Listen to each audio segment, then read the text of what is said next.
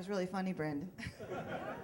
It reminds me of my niece, who's an AP student, and she went with her volleyball team to a concert and ended up passed out drunk with Gatorade in her, or vodka in her Gatorade. Anyway, she was a junior, so she's not going to do that anymore.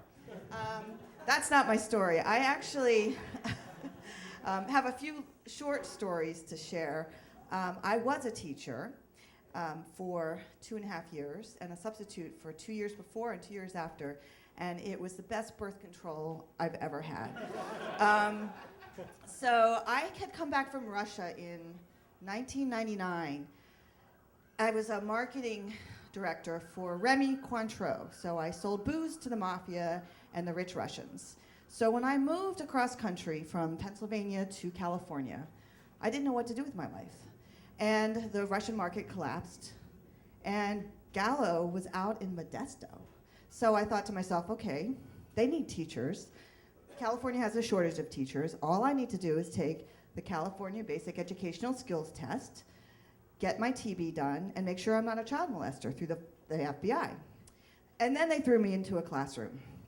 My first day as a substitute in Oakland, California, was quite an experience. It was a second grade class, and I didn't know how to teach. Nobody taught me how to teach, and I was in this classroom. And I thought, well, I can sell booze to the Russians. I can teach kids in the inner city. However, it is not that simple. Fast forward, I got a job as a prep teacher in an elementary school, and I got to use my Russian a little bit. I created little vignettes. I went to all the different classrooms. So I had bilingual classes, I had regular English classes from 1st to 5th grade. So I never had any group of kids for more than an hour. Perfect. And they were, the bilingual kids were so quiet, and they were all like, yes, Miss Mack, yes, Miss Mack. And then, I had some rough classes, but I got to do Peter and the Wolf and all kinds of fun Russian little things with them. And then 3 days before the next year, one of our teachers quit. And I thought, oh my God, I want my own classroom. So they threw me into the 3rd grade. Still no experience. And I tell you, that was an interesting year. But after that, I won't go into details on that one, because 2nd grade was actually more challenging. So I started 2nd grade because I did not have seniority. So of course they put me in another grade, even though I had now a whole year behind me of the 3rd grade curriculum. So now I'm teaching 2nd grade, and I really wanted to be a good teacher. I mean, I honest to God worked 7 days. I worked so much. But it really didn't do much good, because you had home life really impacting what you did in the classroom. And so I had, I'm sorry, I'm laughing. You guys might not think it's funny, but I put out on the tables sharpeners, crayons in the middle of the table, right? So pencils.